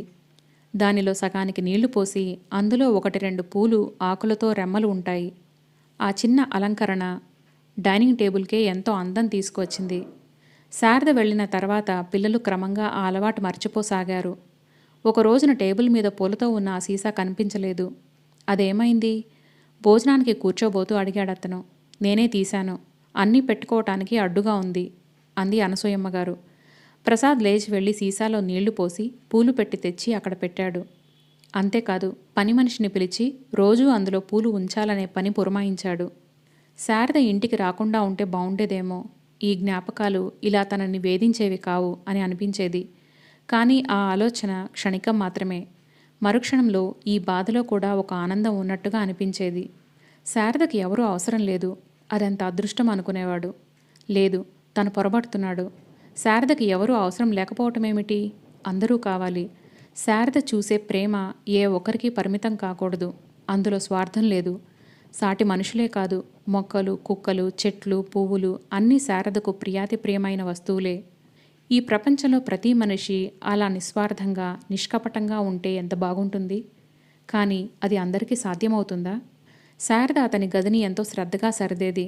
గదిలో మంచం మీద పడుకుంటే అతనికి అదే గుర్తుకు వస్తోంది. పక్క మీద 2 రోజులకో దుప్పటి మారి ఎప్పుడు చూసినా నీట్గా, తెల్లగా ఉండేది. పుస్తకాలు ఎక్కడికక్కడ ఎంతో జాగ్రత్తగా అమర్చినట్లుగా ఉండేవి. శారదతో పాటే ఆ క్రమశిక్షణ, పరిశుభ్రత వెళ్ళిపోయినాయి. కవితకి, కల్పనకి ఎప్పుడూ తమ శరీరం మీద తమకి ఉన్న శ్రద్ధ, మోజు ఇంటి మీద ఉండనే ఉండవు. వాళ్ళకి సినిమాల కబుర్ల మీద ఉన్న ఆసక్తి ఇక దేనిమీదా లేదు. ఒకసారి అతను ఇంటికి వచ్చేసరికి ముందు గదిలో పుస్తకాలు చెల్లాచెదురుగా ఉన్నాయి. కాఫీ తాగిన కప్పులు అక్కడే ఉన్నాయి. అవతల గదిలో ఇద్దరూ వేణుగోపాల్తో కూర్చొని కబుర్లు చెబుతున్నారు. కవిత, కవిత అంటూ పిలిచాడు. ఏమిటి అంటూ వచ్చింది. ఈ గదిలో ఏమిటిదంతా? ఆ కప్పులేమిటి? కాస్త సర్దేయకూడదు? కవిత ఆకాశం ఊడిపడినంత ఆశ్చర్యంగా చూసింది. ఏమిటి, ఈ మధ్య ఇంటి మీద నీకు ఇంత శ్రద్ధ పట్టుకుంది? అంది ఆరా తీస్తున్నట్లుగా. ఇంకో మాట మాట్లాడితే ఇక సంభాషణ కుతర్కంలోకి వెళుతుంది. అది ఘర్షణకు మారుతుంది. ప్రసాద్ అక్కడి నుండి వెళ్ళిపోయాడు. తనే పని మనిషిని పిలిపించి ఆ కప్పులు తీయించాడు. ఆ పుస్తకాలన్నీ తనే సర్దాడు. అతను పుస్తకాలు చదవటంలో, రికార్డు వినటంలో తన మనసు లీనం చేసుకోవటానికి ఎంతో ప్రయత్నిస్తున్నాడు. కానీ సాధ్యమే కావటం లేదు. రికార్డ్ తీసిపెట్టి అది వింటుంటే హఠాత్తుగా శారద కాఫీ కప్పుతో నిలబడినట్టే ఉంటుంది. శారద చెప్పిన తర్వాతనే అతను సుబ్బలక్ష్మి, మీరాబాయి భజన్లు కొనుక్కున్నాడు. ఆ రోజు అతనికి ఇంకా బాగా గుర్తుంది. షాప్ నుంచి తను ఆ రికార్డ్స్ కొని ఇంటికి తీసుకువచ్చాడు. తన చేతిలో వాటిని చూడగానే శారద చిన్నపిల్లలా సంబరపడిపోయింది. అప్పటికప్పుడు వాటిని పెట్టి వింది. ఆ పాటలు వింటూ క్షణంసేపు వెనక్కి తల ఆనించి కళ్ళు మూసుకుంది. ఆ సంగీతం ఆస్వాదించటంలో శారద పొందుతున్న తన్మయత్వం అతనికి విచిత్రంగా, కుతూహలంగా అనిపించసాగింది. ఆ అమ్మాయి మనసు పాలలాంటి స్వచ్ఛతతో ఉంది. ఆ అమ్మాయి పొందే ఆనందం అతనికి మరీ మరీ చూడాలని అనిపించింది. తర్వాత తనకి తెలియకుండానే శారదకి ఇష్టమైన పనులు చేసేవాడు. ఆ కళ్ళల్లో కృతజ్ఞత, ఆనందం తను తెలియజేస్తున్నానని కూడా తెలియకుండా మూగగా వాటిని ప్రదర్శించే తీరు అతనికి చాలా హాయిగా ఉండేది. ఆడపిల్లలంటే ఇలా ఉండాలి అనిపించేది. శారదని చూస్తుంటే, శారదతో మాట్లాడుతుంటే ఒక అనిర్వచనీయమైన ఆనందం కలుగుతుంది. శారదతో ఎన్ని గంటలు మాట్లాడినా మానసికంగా ఎలాంటి ప్రలోభమైన ఆలోచన కలగదు. ఈ ప్రత్యేకత ఆమె వ్యక్తిత్వంలోనిది. ప్రసాద్ మనసులో బలవంతంగా అతను తెచ్చిపెట్టుకున్న విచక్షణా జ్ఞానం తెగిన గాలిపటంలా నేలకూలింది. శారద కావాలి తనకి. శారదకి తను దగ్గరవుతూ ఉండాలి. శారద సమక్షంలో తను అనుక్షణం సేద తీరాలి. ఎలా ఎలా ఇదే అతనికి జవాబు దొరకని ప్రశ్న అయిపోయింది. ఏరా ప్రసాదు, ఏం చేస్తున్నావు? అనసూయమ్మగారు లోపలికి రావటంతో అతను లేచి కూర్చున్నాడు. ఇదిగో నీకు ఉత్తరం వచ్చింది, వేణు రాశాడు అంటూ ఆవిడ అందించింది. ప్రసాద్ దాన్ని అందుకున్నాడు. అతను ఆశించినట్టు ఆవిడ ఉత్తరం ఇవ్వగానే వెళ్ళిపోలేదు. ప్రసాదు, నీతో మాట్లాడాలిరా నేను అంటూ కూర్చుంది. ఏమిటక్క, చెప్పు. నా మనసు నువ్వు ఎప్పుడు అర్థం చేసుకుంటావో నాకు అర్థం కావటం లేదు. పెళ్లి సంగతేగా నువ్వనేది? ఆవిడ అవునన్నట్టు చూసింది. నీకు నేనెప్పుడో ఆ జవాబు చెప్పాను. కవిత, కల్పనలతో నా స్వంత చెల్లాయిళ్ళ కలిసిమెలిసి మెలిగాను. నువ్వు ఈ విషయం ఎత్తినప్పుడల్లా నాకు చాలా బాధగా ఉంటుంది. మన వాళ్ళు ఎంతమంది మేనమామలు మేనకోడళ్ళని చేసుకోవటం లేదు? వాళ్ళందరి సంగతి మనకొద్దు. కవిత ఎలాగూ చదువుకుంటానంటోంది. దాన్నిష్టం వచ్చినంత వరకు చదువుకొని కల్పన గోపాల్ని చేసుకుంటానంటోంది. అతనికి కట్నం ఏం కావాలో అడుగు, ఇచ్చి పెళ్లి చేద్దాం. అనసూయమ్మగారు ఉసూరంటూ లేచింది. ప్రసాద్లో చిన్నప్పటి నుంచి ఒక మొండితనం ఉంది. తను అనుకున్న పని చేసి తీరుతాడు. అప్పుడు జయ విషయంలోనూ అంతే అయ్యింది. ఎవరు ఎంత చెప్పినా వినలేదు. ఆవిడ లేచి వెళ్లబోయే ముందు అంది, ప్రసాదు, ఒక్క విషయం నీకు గట్టిగా చెబుతున్నాను. నువ్వు మళ్ళీ పెళ్లి చేసుకునే ఆసక్తి లేదంటేనే నేను నా కూతుళ్ళకి వేరే సంబంధం చూస్తాను. తెలిసిందా? ప్రసాద్ మాట్లాడలేదు. నువ్వు వాళ్ల పెళ్ళిళ్ళు అవ్వగానే ఇంకెవరినో కట్టుకొని ఇంటికి తెస్తే నేను ఆ మనిషికి ఇంటి పెత్తనం అప్పజెప్పి ఒక మూలగా ఉంటాననేది కల్లో కూడా జరగని విషయం. బాగా గుర్తుపెట్టుకో. సరే అక్కయ్య. ఈ ఇల్లు ఇలా నిలబడిందంటే కేవలం నా కష్టమే కారణం. నువ్వు ఆ సంగతి మర్చిపోతే గుర్తు చేసే అధికారం నాకుంది అనుకుంటున్నాను. అతను తల ఊపాడు. నేనెప్పుడు మర్చిపోను. ఒకవేళ మర్చిపోయినా నువ్వు బాగా గుర్తు చెయ్యి. అవసరమైతే ఈ ఇంట్లో నుంచి నన్ను మెడపట్టి గెంటేంత అధికారం నీకుందని నేను ఒప్పుకుంటున్నాను. సరేనా? ఆ మాటలు అతను ముఖప్రీతికి అనలేదు, మనస్ఫూర్తిగానే అన్నాడు. జయ వ్యవహారంలో తాను తెచ్చిన ఎగుడు దిగుళ్లకి ఈ ఇంటి గౌరవ ప్రతిష్టలు చెక్కు చెదరకుండా నిలబడినాయంటే కేవలం అక్కే కారణం. ఆ కారణం ఆధారం చేసుకొని ఆవిడ ఈ ఇంట్లో నాకు అధికారం ఉందని అంటోంది. అనసూయమ్మ గారు వెళ్ళిపోయిన తర్వాత కూడా ప్రసాద్ అక్కడే కూర్చుండిపోయాడు. అక్క ఈ ఇంటి కోసం తాపత్రయపడిన మాట నిజమే. కానీ అది కేవలం తమ్ముడి జీవితం ఒడిదుడుకుల పాలవుతుందనే ఆత్మీయతతోనేనా? కాదు. ఇది ఎప్పటికైనా తన స్వంతం చేసుకోవచ్చుననే స్వార్థంతో, తమ్ముడి జీవితం సరిదిద్దుతున్నాననే నెపంతో ఆవిడ జీవితం సుస్థిరం చేసుకుంది. అతని కాపురం అస్తవ్యస్తమైతే అది ఆధారంగా తన పిల్లల భవిష్యత్తుకి పునాదులు వేసింది. భర్త చేసిన అప్పులు తీర్చింది. ఒక్క మాటలో చెప్పాలంటే ఆవిడ జీవితం అంతా ఇప్పటి వరకు నిశ్చింతగా వెళ్ళిపోయింది. జయ ఒక రకంగా అతని జీవితం పిండుకోవాలని చూస్తే అక్క మరొక రకంగా ఆ పని చేసింది. అటు జయకి ఇటు అక్కకి కూడా తన డబ్బు మీదనే ధ్యాస. జయ స్వార్థం లోకం కళ్ల ముందు సుస్పష్టంగా బయటపడింది. అనసూయమ్మ గారిది బయటపడలేదు, అంతే తేడా. అతను ఇంకొకరిని పెళ్లి చేసుకోకూడదట. ఆవిడ ఎంత ఖచ్చితంగా చెబుతోంది. ఏం తప్పు చేశాడని తను ఇంత చిన్న వయసులోనే వయసుకు మించిన అనుభవంతో జీవితం శూన్యం చేసుకోవాలి? అక్కకి నిజంగా తన మీద ప్రేమ ఉంటే తనకిష్టమైన శారదని తెచ్చి పెళ్లి చేసి ఉండేది. తన చుట్టూ ఉన్నవారు అందరూ అందరే, ఒట్టి స్వార్థపరులు. జయని చేసుకోవటం తన తప్పే. ఆ తప్పుకి తగిన శిక్ష అనుభవించాడు. అక్కడితో ఆ ప్రకరణం ముగిసిపోకూడదా? చెట్టుకి నరికితే మళ్ళీ కొత్త చిగుళ్ళు వస్తాయి. అవి శాఖోపశాఖలుగా విస్తరిస్తాయి. ఒకనాటికి అది ఒకసారి పడిపోయినా చెట్టు అని కూడా ఎవరికీ గుర్తుండదు. మనిషి జీవితం కూడా అలాగే ఉండాలి. ఈ జీవితం ఎక్కడా ఎవరి కోసమో ఆగిపోకూడదు. తన స్నేహితుడు విక్రమ్ ఉన్నాడు. అతను భార్య ఎంతో అన్యోన్యంగా ఉండేవాళ్లు. వాళ్ల సంసారం చూస్తే ఎంతో చూడముచ్చట వేసేది. వాళ్ల అనురాగం చూడలేక దేవతలు ఈర్ష్యపడ్డారా అన్నట్లుగా ఆమె కలరా తగిలి మరణించింది. అతడు ఏమైపోతాడో అని తాను భయపడ్డాడు. కాని చిత్రంగా అతను ఏమీ కాలేదు. 6 నెలలు తిరగకుండానే ఇంకో అమ్మాయిని పెళ్లి చేసుకున్నాడు. ఆ అమ్మాయితో కూడా అతను సుఖంగానే ఉన్నాడు. ఏమిటి ఈ విలువలు? అది విపరీతంగా ఏమీ లేదు. ఏ విషయానికైనా దాని విలువ మనం చూసే దృక్పథంలోనే ఉంటుందా అనిపిస్తుంది. ప్రసాదు పరధ్యాసగా చేతిలో ఉత్తరం అటూ ఇటూ తిప్పుతుండగా అతని దృష్టి దానిమీద పడింది. వేణు ఫారెన్ నుంచి రాశాడు. అయ్యో, ఇంతవరకు గమనించనే లేదు అనుకుంటూ చించి చూశాడు. అందులో ఇలా ఉంది: మేం క్షేమం, నువ్వు క్షేమం అని తలుస్తాను. నీ ఆరోగ్యం బాగా చక్కబడిపోయిందని, మళ్ళీ మామూలుగా అయ్యావని మన పాండు చెప్పగా విని చాలా సంతోషించాను. జీవితం అంటే మిట్టపల్లాలమయం, ఎక్కుతూ దిగుతూ ఉండాలి. దేనికి ఎక్కువ ప్రాధాన్యత ఇవ్వకూడదు. జీవించడమే మన వంతనుకో. ఏదైనా నువ్వు ఆరోగ్యం పొంది మళ్ళీ మామూలు మనిషివి అయినందుకు ఆ భగవంతుడికి ధన్యవాదాలు అర్పిస్తున్నాను. నీకిప్పుడు ముఖ్యంగా వ్రాసేదేమంటే, మా పిన్నత్త గారు ఆవిడ హైదరాబాద్లో ఉంది. ఆవిడకు బొత్తిగా ఒంట్లో బాగుండలేదు. పెరాలసిస్ స్ట్రోక్ వచ్చిందని మమ్మల్ని వెంటనే రమ్మనమని ఉత్తరం రాసింది.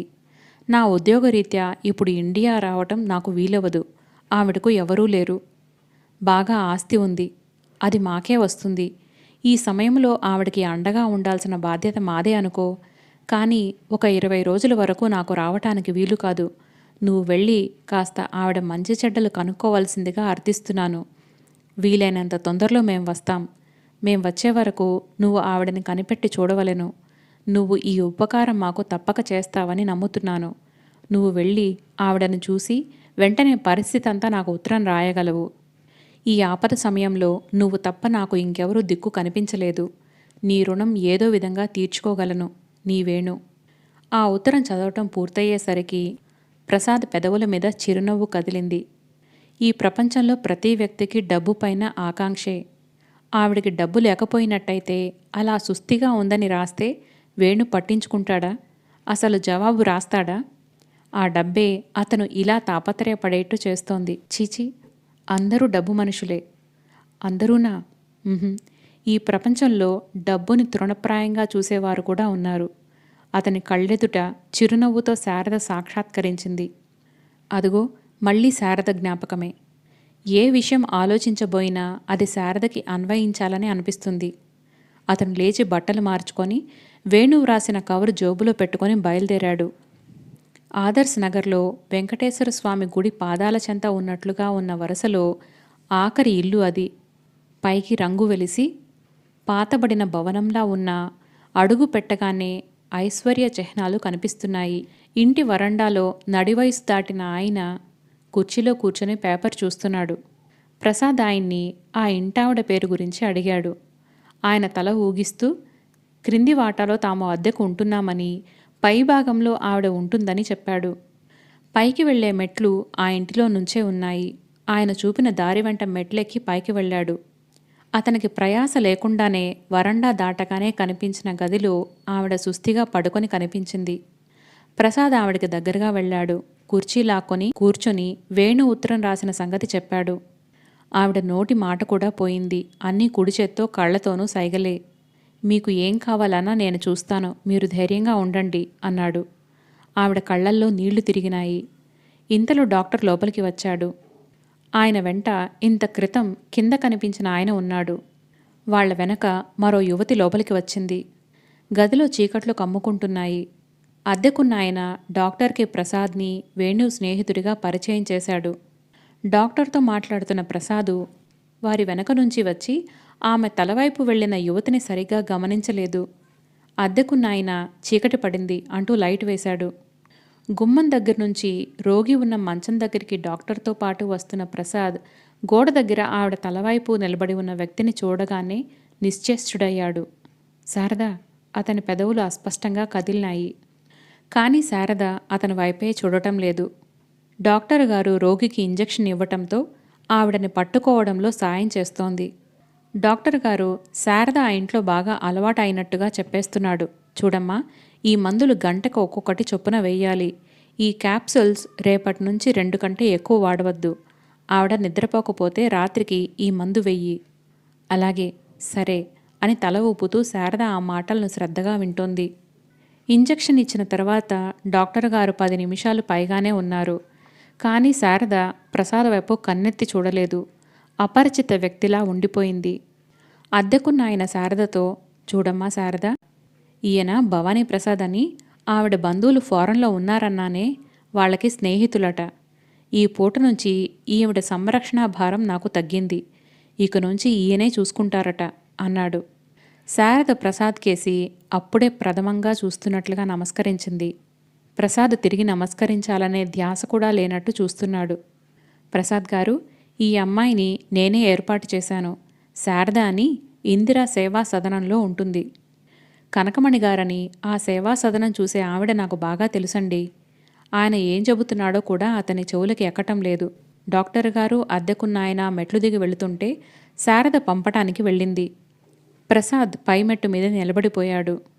10 నిమిషాల తర్వాత శారద డాక్టర్ గారిని పంపి తిరిగి వచ్చింది. ప్రసాద్ ఇంకా అక్కడే నిలబడి ఉన్నాడు. మెట్లు శాంతం ఎక్కి పైకి వచ్చిన శారద అతనికి అభిముఖంగా నిలబడి చిరునవ్వుతో అడిగింది, బాగున్నారా? ప్రసాద్ శారదనే చూస్తున్నాడు. శారదలో రవ్వంత కూడా మార్పు లేదు. అదే చిరునవ్వు, అదే సహనం, అదే ప్రశాంతత. ఆ క్షణంలో శారదని పరిశీలిస్తున్న అతని కళ్ళు ఊహించుకున్న దేవతని కళ్ళెదుట నిలబడితే విభ్రాంతి చెందిన పసిబాలుడిలా ఉన్నాయి. ఏమిటలా చూస్తున్నారు? నువ్వేనా? నా కళ్ళని నేనే నమ్మలేకపోతున్నాను అన్నాడు. అంత మారిపోయానంటారా? అంది. అంత మారకుండా ఎలా ఉన్నావా అని అన్నాడు. అంటే? నిన్ను చూస్తుంటే నాకెంతో సంతోషంగా ఉంది. నన్ను చూస్తుంటే నీకేమీ అనిపించటం లేదు? శారద ముఖం క్షణంలో సగంసేపు శూన్యమైంది. కానీ మళ్ళీ వెంటనే తనని నిలువరించుకుంది.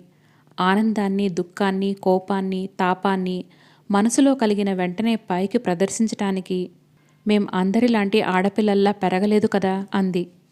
ప్రసాద్ చటుక్కున శారద చెయ్యి పట్టుకోబోయాడు. శారద మెరుపులా దూరం జరిగింది. ఆమెకి మందు ఇవ్వాలి. ఆమెకి సేవలు చేయటానికే నేను ఇక్కడికి వచ్చాను అంటూ అతని పక్క నుంచి చటుక్కున లోపలికి వెళ్ళిపోయింది. ప్రసాద్ పెదవి కొరుకుతూ నిలబడిపోయాడు. ఆ క్షణంలో అతని మనసు అతని వశంలో లేదు. వెంటనే లోపలికి వెళ్ళి శారదని పట్టుకొని బలంగా గుండెలకి హత్తుకోవాలని అనిపిస్తుంది. శారదకు తను పడుతున్న బాధ వినిపించాలని, తనని కరుణించమని వేడుకోవాలని ఎంతగానో అనిపిస్తోంది. కానీ అతని ఉద్రేకాన్ని చిత్రమైన శక్తి ఏదో బలంగా చెయ్యి పట్టి ఆపేస్తోంది. ఆ విధంగా నువ్వు చేస్తే శారద నిన్ను క్షమించదు. అసలు నీతో ఇక మాట్లాడదు సుమా అని హెచ్చరించసాగింది. అతనికి లోపలికి వెళ్లాలని ఎంతగా ఉందో వద్దని కూడా అంతగా ఉంది. శారద మనసులో తనకి ఎలాంటి స్థానం ఉంది? ఇంట్లోకి వెళ్ళిన శారద తిరిగి తన దగ్గరికి వస్తే శారద మనసులో తనకి ఒక స్థానం ఉన్నట్టే. ఏ భావమూ లేకపోతే రాదు. శారద వస్తే తనకి చాలా సంతోషం. ఒకవేళ రాకపోతే ఈ క్షణం నుంచి శారద గురించి ఆలోచిస్తాడే తప్ప శారద తనకి కావాలని కోరుకోడు. ఇటు నుంచి ఇటే ఇంటికి వెళ్ళిపోతాడు. శారదకి ఇక కనిపించడు. అతను వరండాలోకి వచ్చి అక్కడున్న స్తంభానికి ఆనుకొని నిలబడ్డాడు. అక్కడ నుంచి చూస్తే దూరంగా వెంకటేశ్వర స్వామి గుడికి వెళుతూ వస్తున్న మనుషులు కనిపిస్తున్నారు. క్షణాలు భారంగా గడిచినాయి. నిమిషాలు ఎంతో కష్టంగా దొర్లినాయి. పావుగంట అయింది. అరగంట గడిచింది. ప్రసాద్ స్తంభానికి ఆనుకొని ఆలోచనలో మునిగిపోయినట్లుగా కళ్ల మీద వేళ్లతో నలుపుతూ నిలబడి ఉన్నాడు. ఈరోజు తన భవిష్యత్తుకి భగవంతుడు తీర్పు చెబుతాడు. ఈ తీర్పు ఎలాంటిదైనా స్వీకరించటానికి అతను సిద్ధంగా ఉన్నాడు. అరగంట పైగా అయ్యింది. పాదాల అలికిడి వినరాలేదు. గాజుల చప్పుడు వినిపించలేదు. అతడు తలెత్తాడు. అతని ముఖం భారంగా ఉంది. శారద రాలేదు. భగవంతుడు తన మీద ఎందుకింత కక్ష? తనేం పాపం చేశాడు? ఈ జీవితం శాపగ్రస్తం అయ్యే పనులు తను ఏ జన్మలో చేశాడో అసలే తెలీదు. అతను వెళ్ళిపోవటానికి వెనక్కి తిరిగాడు. ఒక అడుగు ముందుకు వేశాడు. ముందుకు వెళ్ళబోతున్న అతను హఠాత్తుగా ఆగిపోయాడు. శారద ఎప్పుడు వచ్చిందో అక్కడ చీకటిలో ఉన్న మరో స్తంభానికి ఆనుకొని నిలబడి ఉంది. అతనికి సంతోషంతో ఉక్కిరిబిక్కిరి అయినట్టు అయ్యింది. శారద అస్పష్టంగా అన్నాడు. శారద మాట్లాడలేదు. అతని వైపే చూస్తోంది. ఆ క్షణంలో అతనికి శారద కరుణించిన దేవతలా ఉంది. పాలరాతి బొమ్మలా ఉన్న శారద ఎంతో అపురూపంగా అనిపించింది. చెయ్యి చాచి ముట్టుకుంటే కరిగిపోయే కలేమో అన్నంత భయంగా అనిపించింది. తన దగ్గరికి వెళ్ళటానికి కూడా భయపడ్డాడు. శారద అస్పష్టంగా మరోసారి అన్నాడు. ఆ పేరు ఎన్నిసార్లు పిలిచినా అతనికి తనివి తీరదేమో అనిపిస్తోంది. మీకు నా మీద కోపం వచ్చిందేమో కదూ? శారద తగ్గుస్వరంతో అన్న ఆ మాటలు స్పష్టంగా ఉన్నాయి. కోపమా? నీ మీదనా? ఎందుకు? మీరిచ్చిన ఉంగరం తిప్పి పంపించేశానని? అదా? అవును. అక్కయ్య అది తిప్పి తీసుకురాగానే నాకు కోపం వచ్చిన మాట నిజమే. కానీ ఆ కోపం ఎక్కువసేపు నిలవలేదు. ఎందుకని? ఆ మాత్రం నేను అర్థం చేసుకోలేనా? కనకమణి గారు, మా అక్కయ్య నీ చేత బలవంతంగా ఆ పని చేయించి ఉంటారు. శారద జవాబు చెప్పలేదు. నేను అనుకున్నది నిజమేనని నాకు తెలుసు, అతడు గర్వంగా అన్నాడు. కాదు, మీరు పొరబడుతున్నారు. ఆ ఉంగరం నా చేత బలవంతంగా ఎవ్వరూ పంపలేదు. నేనే ఆ నిర్ణయానికి వచ్చాను. నువ్వా? అతను ఆశ్చర్యంగా చూశాడు. శారద తలూపింది. అవును, నేనే. నువ్వెందుకలా చేస్తావు? మొట్టమొదట నా మనసు ఈ పెళ్లి వైపు ఎలాంటి ఆలోచన లేకుండా మొగ్గిన మాట వాస్తవమే. ఆ భ్రమలోనే మీ ఉంగరం స్వీకరించాను. అందరి ఆడపిల్లల్లాగానే నేను పెళ్ళి, భర్త, ఇల్లు, పిల్లలు అంటూ కలలు కన్నాను. నాలో మంచితనం, విశాలత్వం పోయినాయి. స్వార్థం అనే దెయ్యం నా తల మీదకెక్కింది. కానీ కొద్ది రోజులకి నా ఒంటి మీదకి తెలివి వచ్చింది. చిన్నప్పటి నుంచి నేను ఆ సేవా సదనంలో పెరిగాను. చిన్నప్పటి నుంచి నాకు నా తోటివారికి చేతనంత సహాయం చేయాలని ఉండేది. మీరు పరిచయం కాకముందు నా ఊహలే వేరుగా ఉండేవి. శారదా, అస్పష్టంగా అన్నాడతను. మీ ఉత్తరం 10 సార్లు చదువుకున్నాను. మీరు యోగ్యులని నాకు తెలుసు. మీ మీద నాకు సానుభూతి ఉంది. మీ జీవితంలోకి వచ్చి మిమ్మల్ని అలా సేద తీర్చి మీకు అపురూపమైన వ్యక్తిగా మిగలటం నాకు అదృష్టమే. కానీ మీ పరిచయం కాకముందే నా హృదయం ఇంకొకళ్ళకి అంకితమైంది. అతను తుల్లిపడ్డట్టు చూశాడు. నిజంగానా? శారద అవునన్నట్టు తల ఊపింది. ఎవరు? ఆ వ్యక్తి ఇప్పుడున్నాడా? అతని ముఖంలో ఈర్ష్య చూసి శారద నవ్వింది. ఆ నవ్వు ఎంతో మనోహరంగా ఉంది. ఆ ఇంకొకరు ఇంకే వ్యక్తి కాదు, సేవా సదనం. నేను సేవా సదనాన్ని మిమ్మల్ని పెట్టి నా మనసు అనే తులాదండంలో తూచి చూసుకున్నాను. హృదయం అనే ఆ ముళ్ళు సేవా సదనం వైపే మొగ్గింది. శారద కంఠంలో నవ్వు మాయమై హఠాత్తుగా గంభీరత నిండుకుంది. ఆ సేవా సదనం అనేది నా జీవిత ధ్యేయం. అది నేను విస్మరించకూడదు. మీరు డబ్బున్నవారు. నేను కాకపోతే మరో వ్యక్తి మీ జీవితంలో నిండుదనం తెస్తుంది. కానీ ఈ సేవా సదనం అలా కాదు. దానికి నా అవసరం ఎంతో ఉంది. చిన్నప్పటి నుంచి నా స్వభావం అంతే.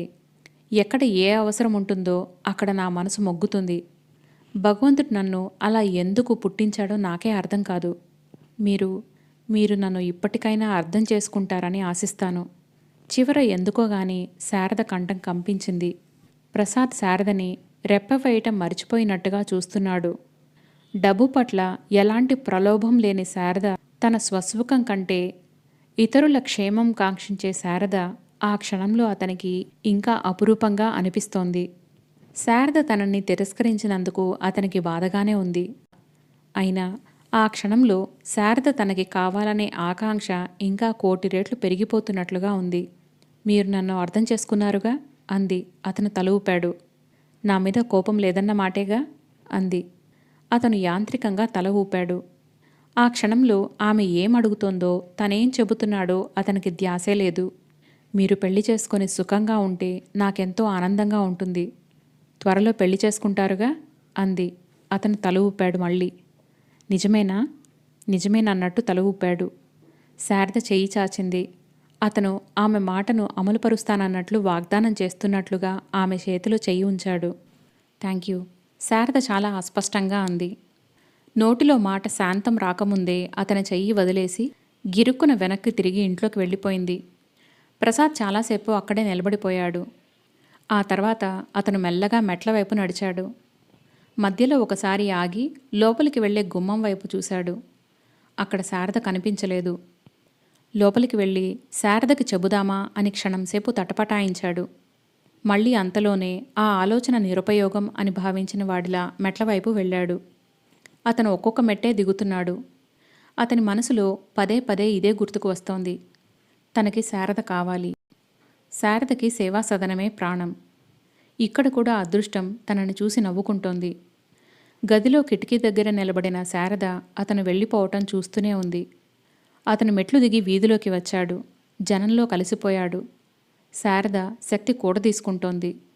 జీవితంలో అదృష్టం ఒకే ఒకసారి వచ్చి తలుపు తడుతుంది. తలుపు తీయటం ఆలస్యం చేస్తే ఆ దేవత వెళ్ళిపోతుంది. తను ఇప్పుడు ఏం చేసింది? అదృష్ట దేవత లోపలికి వస్తానని అంటే రానవసరం లేదని తలుపులు మూసేసింది. శారద కళ్ళు మూసుకుంది.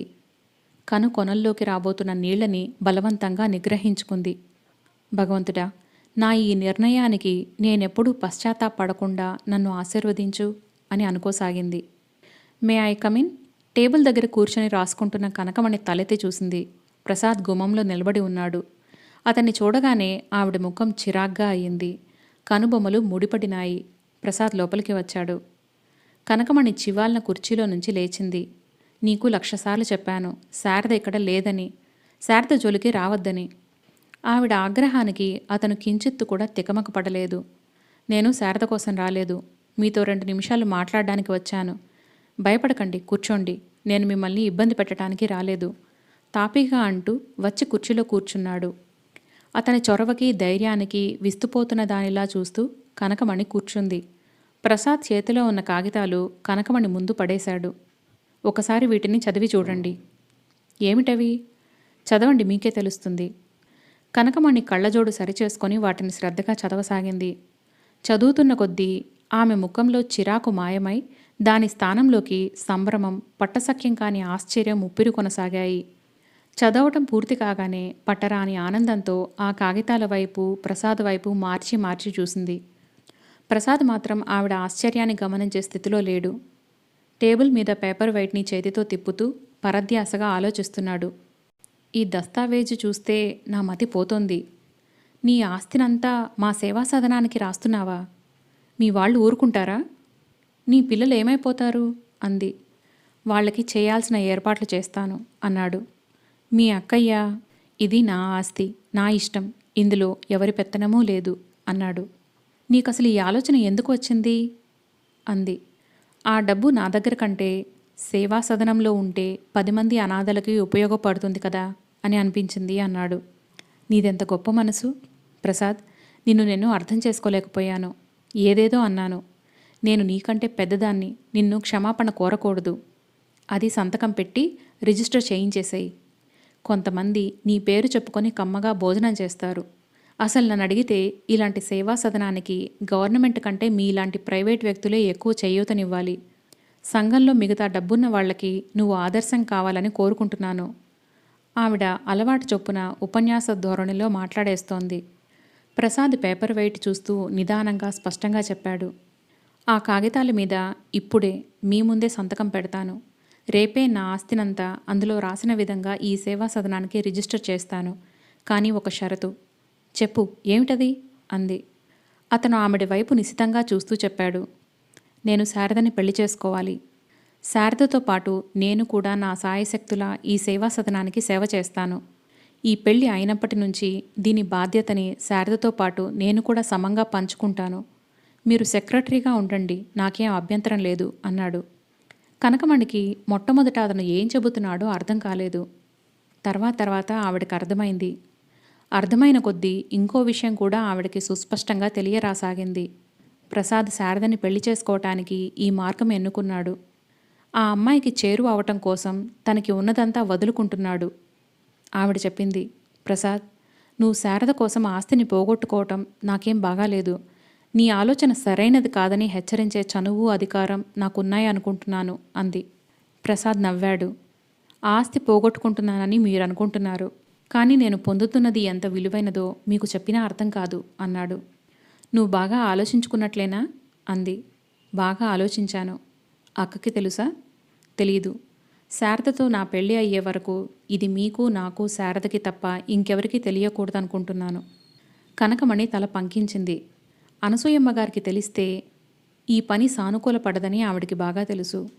ప్రసాద్ ఏ కారణంగా ఈ పని చేసినా దీని ద్వారా ఈ సేవా సదనానికి చాలా లాభం కలుగుతోంది. అది ఆవిడికి ఆనందదాయకమైంది. ఒక్క నిమిషముండు, శారద లోపల ఉంది, పిలుచుకొని వస్తాను అంటూ లోపలికి వెళ్ళింది. క్షణం క్రితం శారద లేదు అన్న పెద్ద మనిషి ఇప్పుడు ఆ మాటే గుర్తులేనట్టు ఉంది. అరగంట తర్వాత ఆవిడ తిరిగి వచ్చింది. లోపలికి వెళ్ళు, శారదతో నీకు టీ ఇవ్వమని చెప్పాను. ఇక్కడికి ఎవరైనా వస్తారు అంది. ప్రసాద్ లేచి కనకమణి వెళ్ళమని చెప్పిన గుమ్మం ద్వారా లోపలికి వచ్చాడు. శారద అక్కడ నిలబడి ఉంది. అతను శారద వైపు వచ్చాడు. శారద అతన్నే చూస్తోంది. శారదకి కనకమణి అంతా చెప్పినట్టుంది. ఆ కళ్ళల్లో నమ్మశక్యంగాని ఆశ్చర్యం కనిపిస్తోంది. శారద, పిలిచాడతను. శారద ఇంకా అలాగే చూస్తోంది. అతను నవ్వు తెచ్చిపెట్టుకుంటూ అన్నాడు. నువ్వు నా దగ్గరికి రానన్నావుగా, అందుకే నేనే నీ దగ్గరికి వచ్చాను. నీకు పెళ్లి చేసుకుంటానని వాగ్దానం ఇచ్చానుగా, అందుకే పెళ్లి చేసుకుంటున్నాను. చెప్పు, ఇప్పటికైనా నీ మీద నాకెంత గౌరవం ఉందో నీకు తెలుస్తుందా? అతను చెయ్యి చాచాడు. శారద మంత్రముగ్ధలా అతనికి దగ్గరగా వచ్చింది.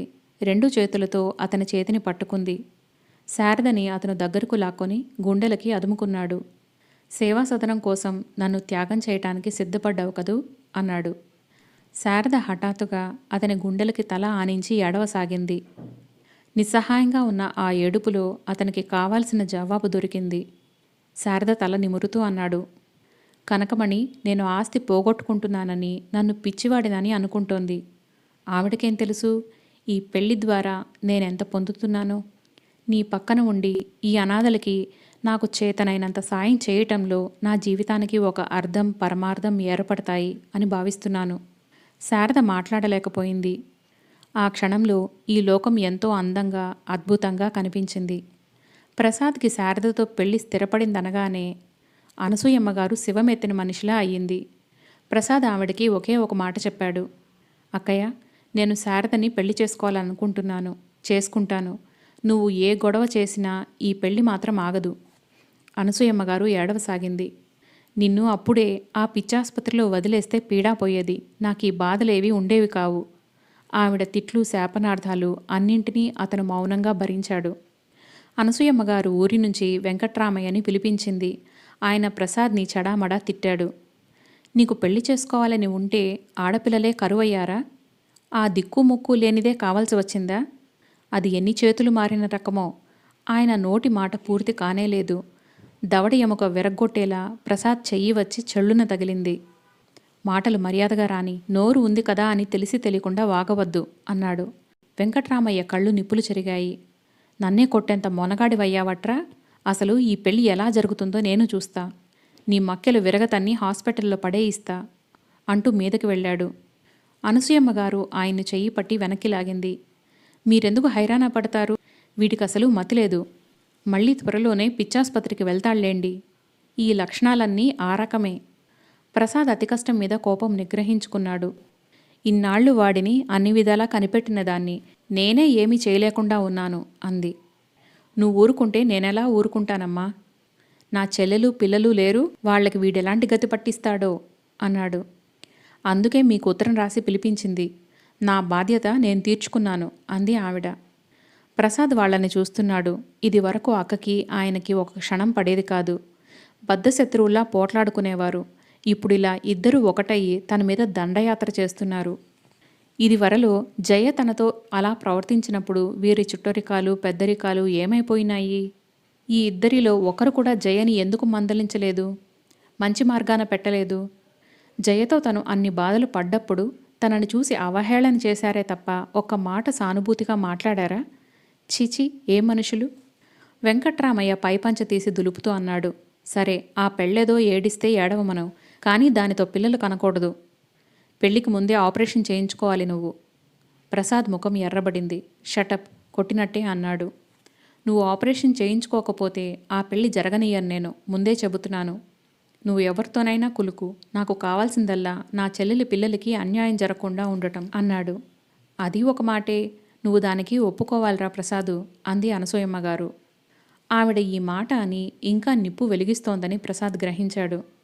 వెంకట్రామయ్య వెళ్ళి కనకమణితో కూడా చెప్పాడు. అదంతా అతనిష్టం అంది ఆవిడ. ప్రసాద్ శారద దగ్గరికి వచ్చాడు. అతన్ని చూస్తే శారదకి జాలేసింది. అదేం కర్మో, అతని జీవితం అడుగడుక్కి ఘర్షణమయమే. శారదా, కనకమణి గారితో చెప్పాను, గురువారం నాడు బాగుందిట, లగ్నం నిశ్చయం చేయించమని చెప్పాను అన్నాడు. మరి వాళ్ళు అడిగిన సంగతి? ఏ సంగతి? జయని క్రమం పద్ధతి వెంకట్రామయ్య గారు ఎంతగానో శారద ఆ పైన చెప్పలేక వదిలేసింది. ప్రసాద్ ముఖం కందిపోయింది. ఈ విషయం నీ వరకు వచ్చిందన్నమాట అన్నాడు. కనకమణి గారు చెప్పారు అంది. ప్రసాద్ మాట్లాడలేదు. శారద అనునయంగా అంది. మీరు సందేహించకండి. మీరు నా వారు అయినప్పుడు మీ పిల్లలు నా వాళ్ళు కారా? వారు అడిగింది చేస్తే ఈ పెళ్లికి అడ్డురారు.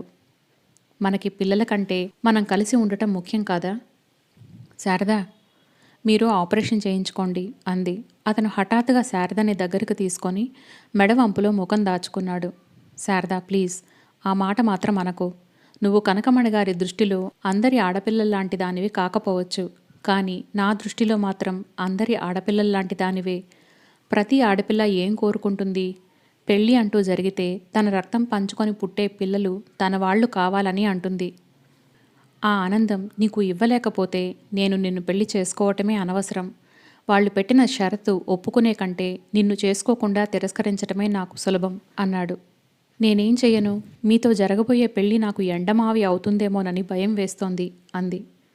అలాంటి భయం నీకేమీ వద్దు, నువ్వు నిశ్చింతగా ఉండు అన్నాడతను. శారద పెళ్లి ప్రసాద్తో ఆ సేవా సదనంలోనే క్లుప్తంగా జరిగింది.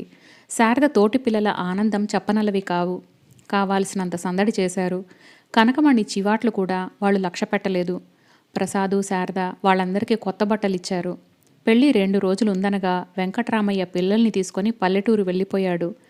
పెళ్లికి కనకమణి ఆహ్వానం మీద అనసూయమ్మగారు వచ్చింది. పెళ్లి జరగగానే పురోహితుడు సేవా సదనానికి ప్రసాదిచ్చిన కానుకగా ఆస్తి వివరాలు చదువుతుండగా విని మూర్చపోయినంత పనయింది.